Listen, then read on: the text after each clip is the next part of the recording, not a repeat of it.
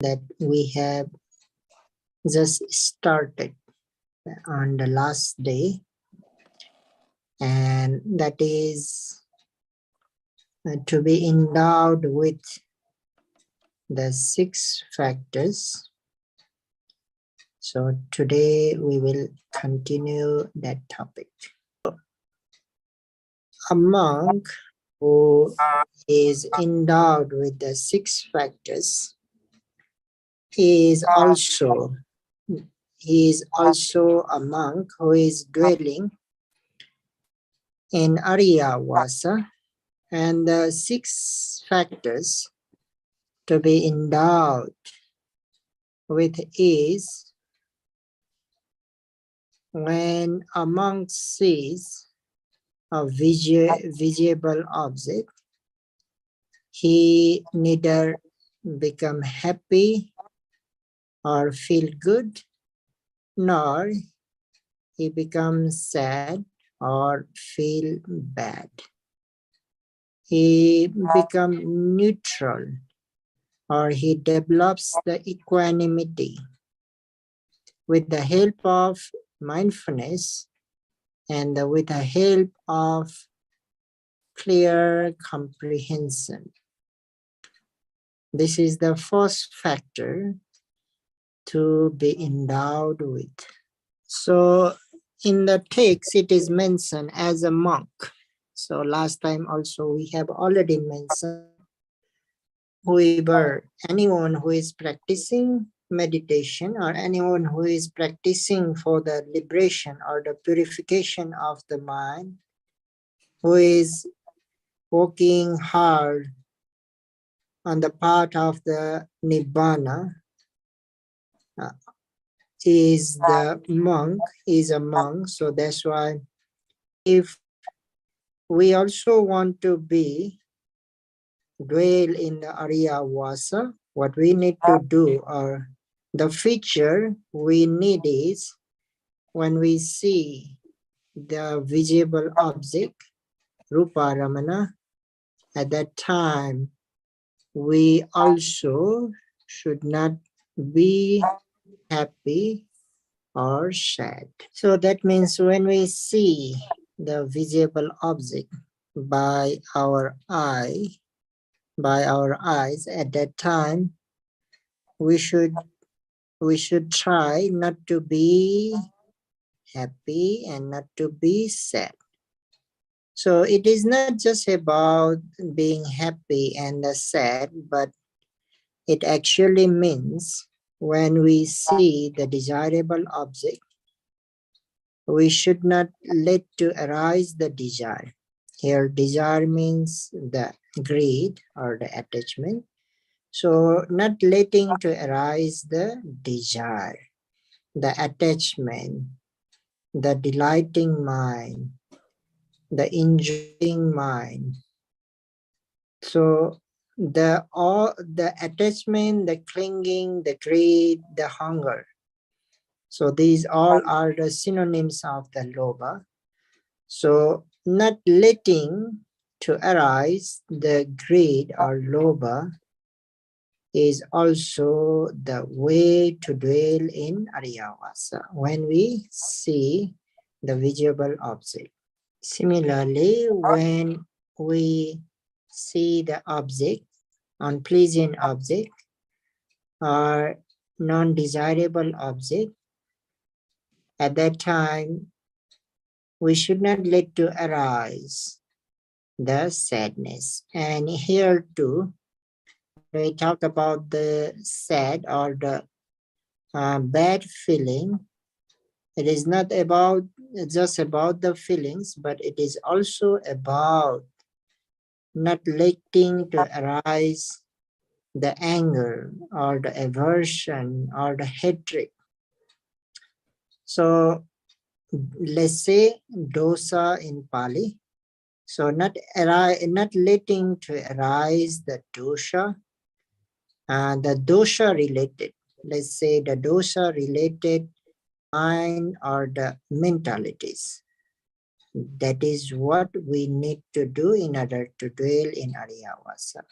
So generally we do know that when we see the good object, pleasant object, desirable object, at that time the desire, attachment, hunger arise. And when we see unpleasant object, the anger, aversion, hatred, the hating mind arise.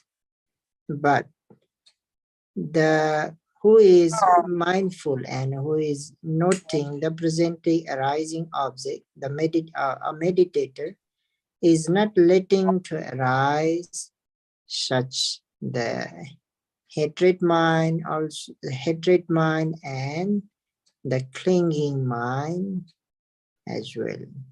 No good feelings, no bad feelings. Then what kind of feeling is there? There is the neutral feeling. So neutral feeling will be present at that time that we call in Pali upekha. So having the neutral feeling, a yogi or the practitioner must dwell when seeing a visible object. So that is how we can dwell in Ariya Vasa. Upekhako viharati. Upekhako viharati. Upekhako means having neutral feeling or having equanimity. Viharati means dwelling. Dwelling with the feeling of equanimity or the neutral feeling. Along with Upekhako viharati, Buddha used the another word that is sato. So having mindfulness as well, because without mindfulness it is impossible to dwell with equanimity. It is impossible to dwell with equanimity. That's why Buddha used along with sato. Sato means being endowed with sati, having sati.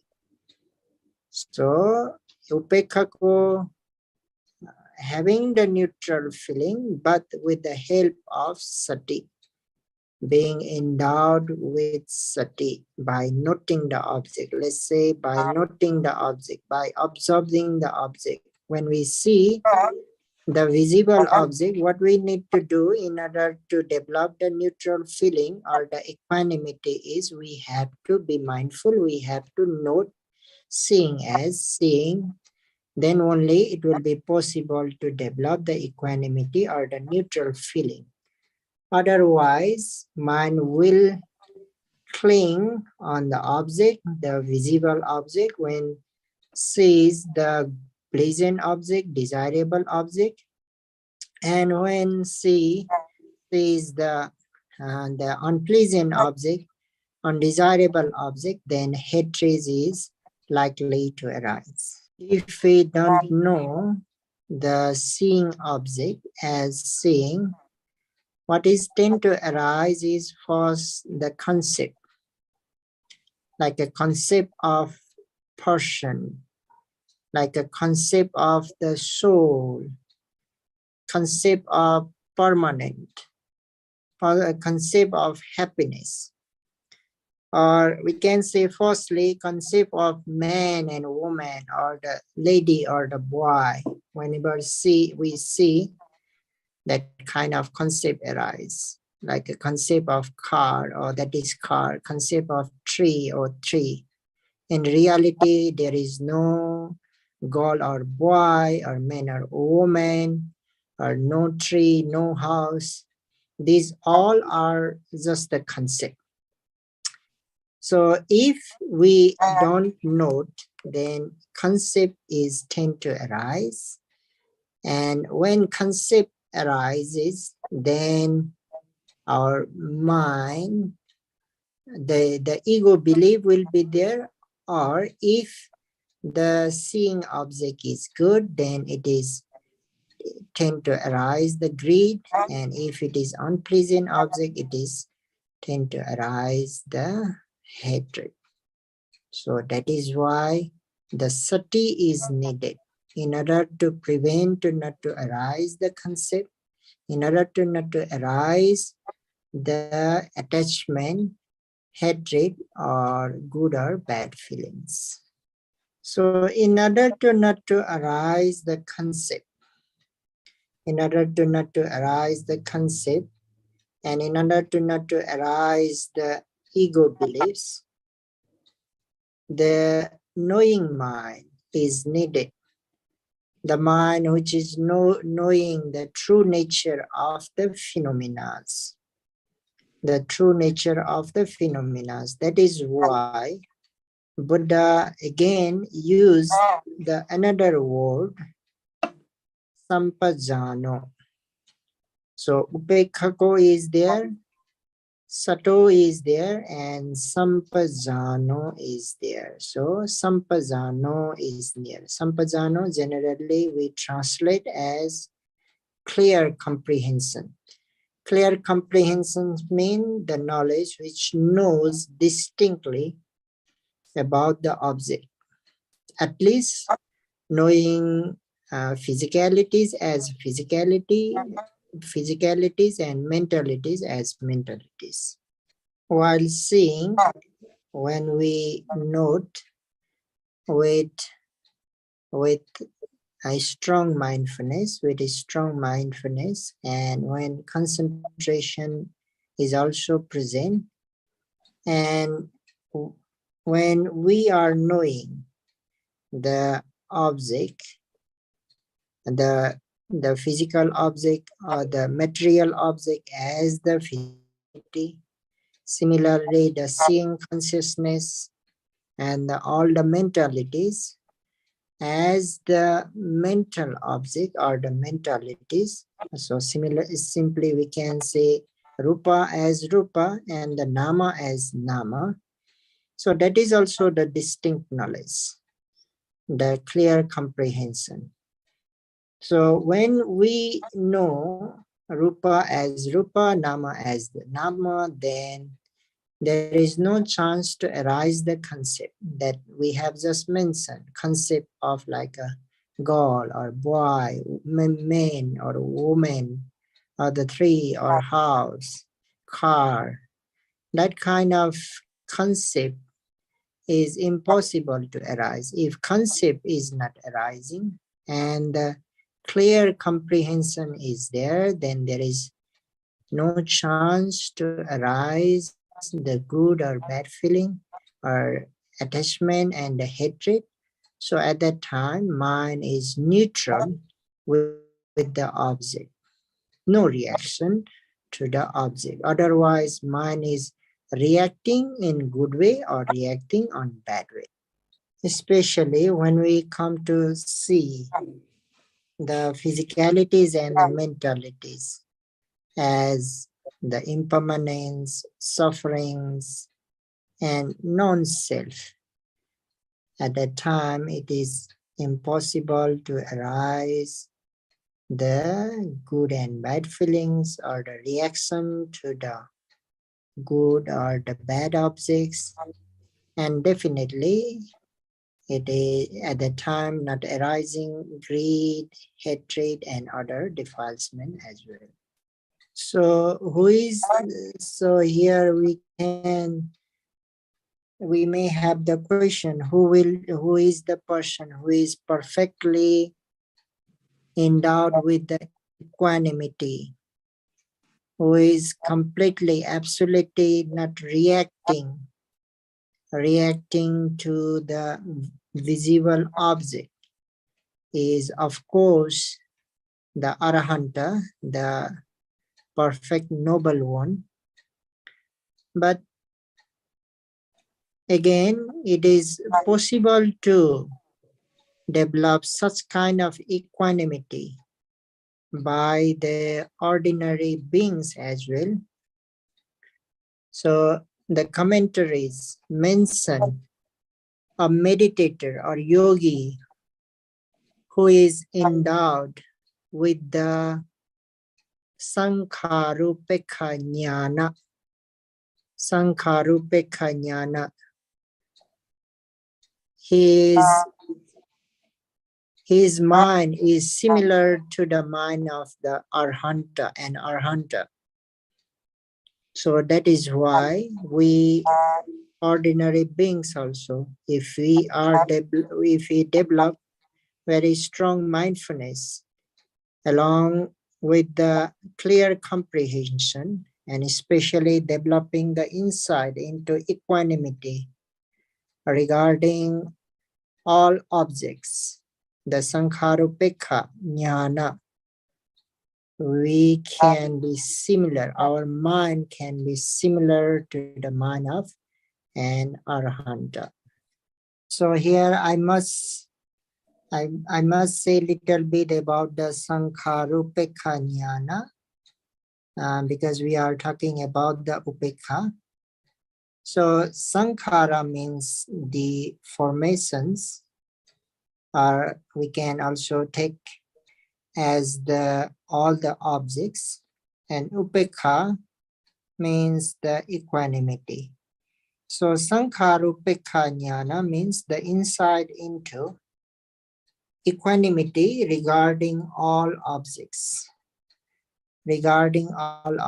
So in this insight, a yogi or meditators mind is very perfectly well balanced.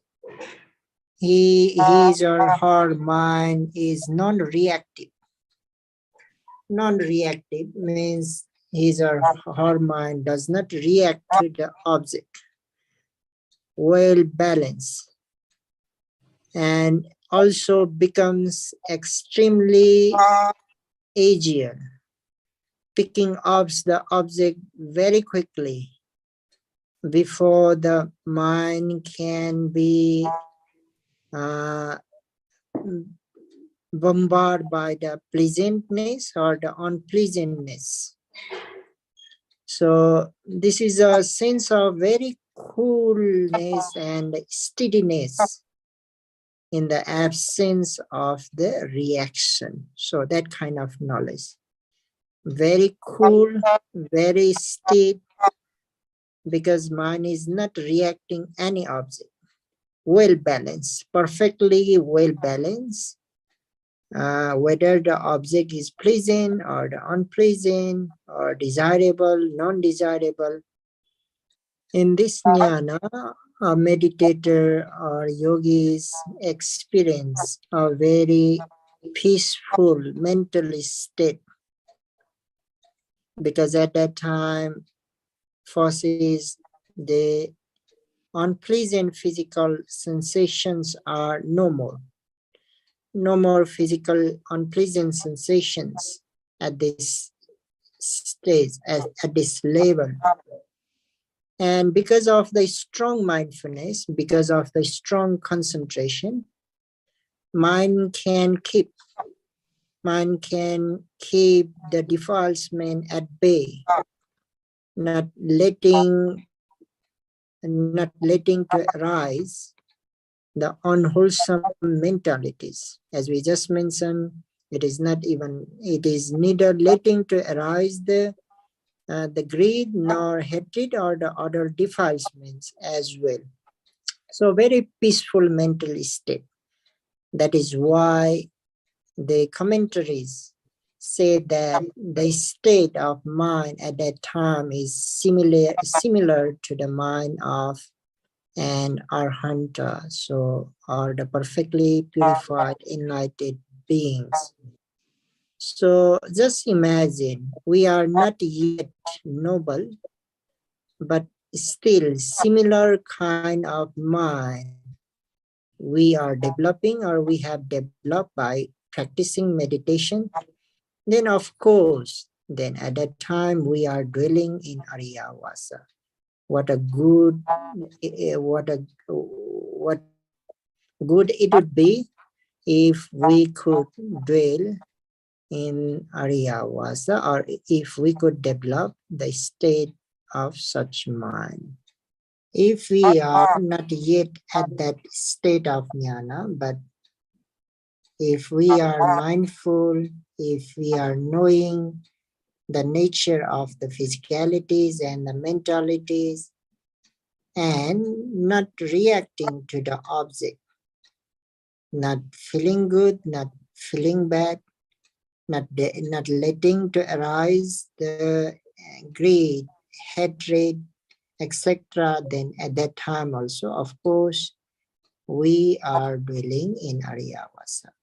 So this is the first factor we are talking, and it is about while we are seeing. So similarly, while we are listening or hearing the sounds or the voice or the audios, at that time also by hearing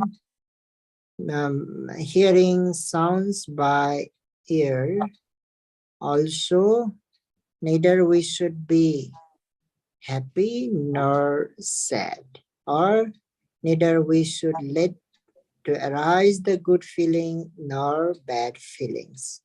At the time also we should remain tranquil. We should let to arise the equanimity, neutral feeling, and with the help of mindfulness and clear comprehension. So regarding the hearing also, if we are being able to develop the equanimity along with mindfulness and the clear comprehension, this is the second factor in order to dwell in Ariyavasa. So similarly, when we smell and when we taste, when we touch. So 5 factors in 5 sense doors. 5 factors in the 5 sense door. So and similar to the seeing, similar to the hearing, while smelling, while tasting, while touching the tangible object. At that time also we have to be mindful in order to not to be happy or sad, or in order to not to arise good feeling and bad feeling, but to just to arise the equanimity, we have to be mindful and we have to develop the clear comprehension in order to dwell Ariyavasa.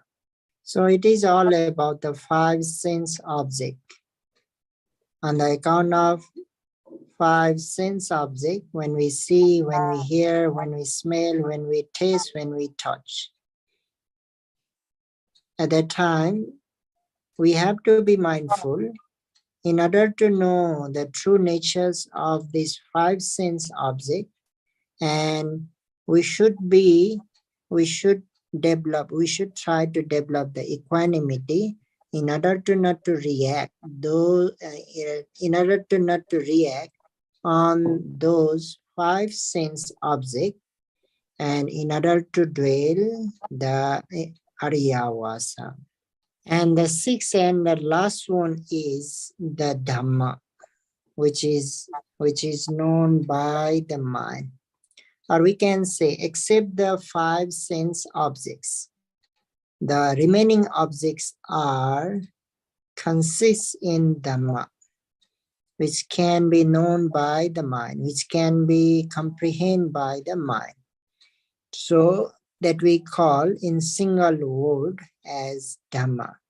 So when knowing the Dhammas or the general objects by the mind, at that time also we should remain neutral. We should not react, whether it is as a thinking, thoughts, planning, or whatever. At that time also we should remain neutral. We shouldn't react to the object. We shouldn't let to arise the greed or the hatred. By the help of mindfulness and the clear comprehension. So these are the 6 factors to be endowed with in order to dwell the Ariyavasa. So to dwell in Ariyavasa, the another feature is to be endowed with 6 factors. And those 6 factors are whenever we see, whenever we hear, whenever we smell, whenever we taste, and whenever we touch, and whenever we know the relevant objects at that time, we shouldn't be happy and we shouldn't be sad. What we should be is we have to be neutral, or we should develop the equanimity. And to develop the equanimity, what we need is we need mindfulness, and by the help of mindfulness we develop concentration, and when concentration develops we come to know the true nature of those all 6 objects, or about true nature of the objects. And when we are knowing true nature of the objects, at that time automatically the upekha, the neutral feelings develops, and we can remain in equanimity. So here also, what is the main point is to be mindful. To be mindful. Without mindfulness, we cannot develop the equanimity or the neutral or the non-reacted mind.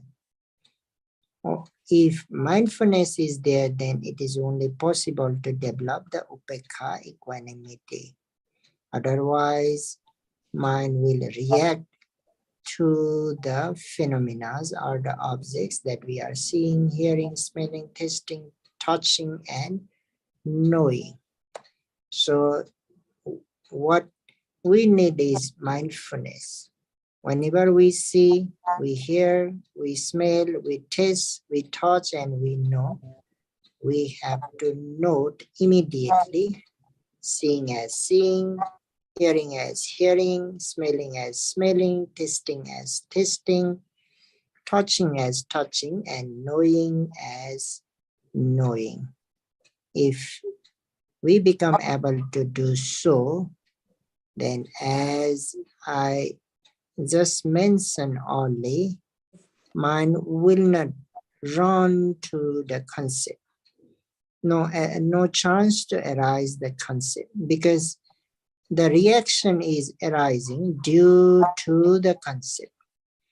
The mind is taking the objects as concept, knowing as a concept. So that is why the kilesas or the reactions tend to arise. If we are not letting to arise the concept when we are seeing, hearing, etc., then hardly arise the reactive mind.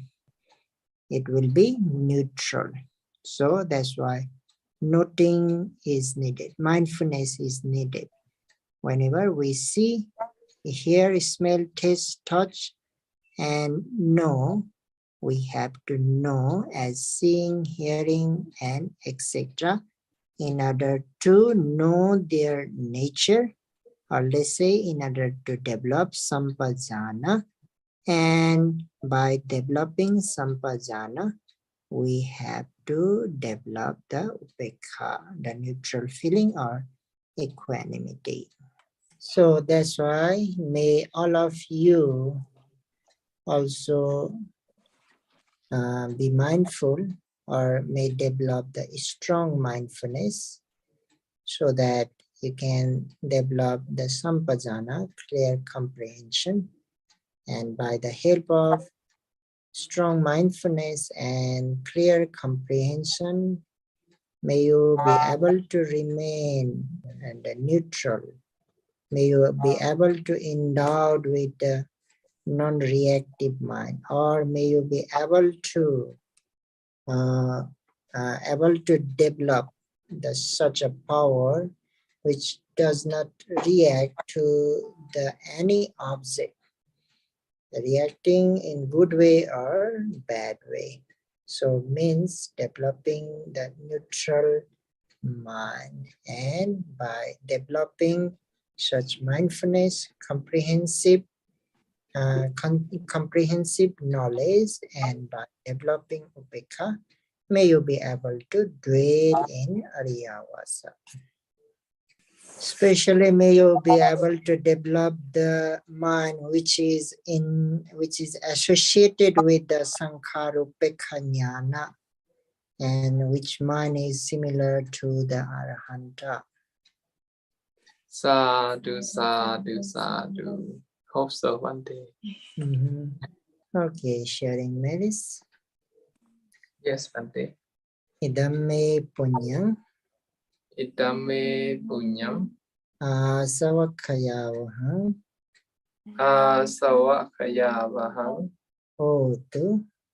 hotu Idame punyam idame punyam nibbanasa nibbanasa pachayo pachayo hotu hotu imano imano punya bhagang punya bhagang sabasatanam sabasatanam vibhasima vipasema sabbe satta sabbe satta imang punya bhagang imang punya bhagang labedva labetva sukhita sukhita bhavantu.